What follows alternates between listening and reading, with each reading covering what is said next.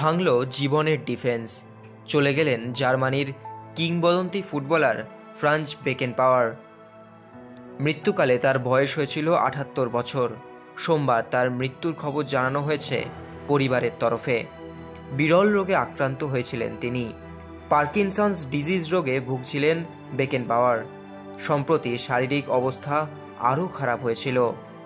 দেশের জার্সিতে ১০৪টি ম্যাচ খেলেছেন। ১৯৭৪ সালে তার নেতৃত্বেই বিশ্ব চ্যাম্পিয়ন হয় তৎকালীন পশ্চিম জার্মানি।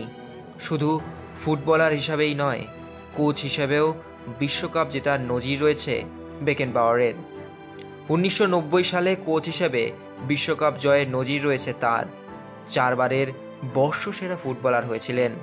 ব্যালন ডি'অরও জিতেছিলেন ২ বার।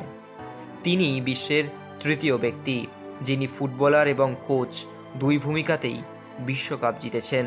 সেই ৩ জনের মধ্যে সবচেয়ে প্রথমজন ব্রাজিলের মারিও জাগালো, দুদিন আগেই যিনি মারা গিয়েছেন। তারপরেই এলো বেকেনবাওয়ারের মৃত্যুর খবর। এই তালিকায় তৃতীয় জন হলেন ফ্রান্সের দিদিয়ের দেশ। বেকেনবাওয়ারের মৃত্যুতে শোকস্তব্ধ বিশ্বের ক্রীড়া জগৎ।